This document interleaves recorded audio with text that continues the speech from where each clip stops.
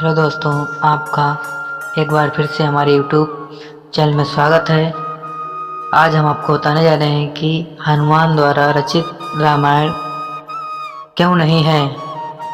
ऐसा माना जाता है कि प्रभु श्री राम की रावण के ऊपर विजय प्राप्त करने के पश्चात ईश्वर की आराधना के लिए हनुमान हिमालय पर चले गए थे। वहां जाकर उन्होंने पर्वत शिलाओं पर अपने नाखून से रामायण की रचना की, जिसमें उन्होंने प्रभु श्री राम के कर्मों का उल्लेख किया था। कुछ समय उपरांत जब महर्षि वाल्मीकि हनुमान जी को अपने द्वारा रची गई रामायण दिखाने पहुंचे तो उन्होंने हनुमान जी द्वारा रचित रामायण भी देखी। उसे देखकर वाल्मीकि थोड़े निराश हो गए तो हनुमान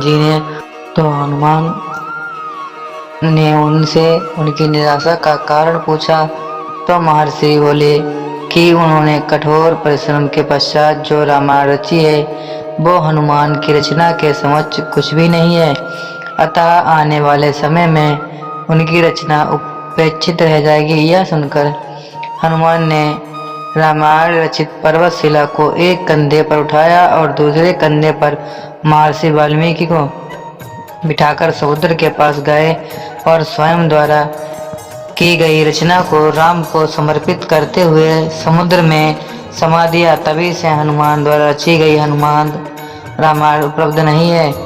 तदुपरांत महर्षि वाल्मीकि ने कहा कि तुम धन्य हो, हनुमान तुम्हारे जैसा कोई दूसरा नहीं है।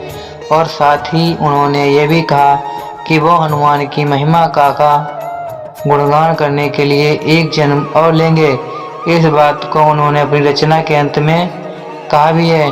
माना जाता है कि रामचरितमानस के रचयिता कवि तुलसीदास कोई और नहीं बल्कि महर्षि वाल्मीकि का दूसरा ही अवतार थे। महाकवि तुलसीदास के समय में ही एक पटलिका को समुद्र के किनारे पाया गया, जिसे कि एक सार्वजनिक स्थल पर टांग दिया गया था ताकि विद्यार्थी उस गूढ़ लिपि को पढ़कर उसका अर्थ निकाल सके। माना जाता है कि कालिदास ने उसका अर्थ निकाल लिया था और वो ये भी जान गए थे कि ये पटलिका कोई और नहीं बल्कि हनुमान द्वारा उनके पूर्व जन्म में रची गई हनुमान रामायण का ही एक अंश है, जो कि पर्वतशिला से निकलकर जल के साथ प्रवाहित होकर यहाँ तक आ गई है। उस पटलिका को पाकर तुलसीदास ने अपने आप को बहुत भाग्यशाली माना कि उन्हें हनुमान रामायण का एक अंश मिल गया है।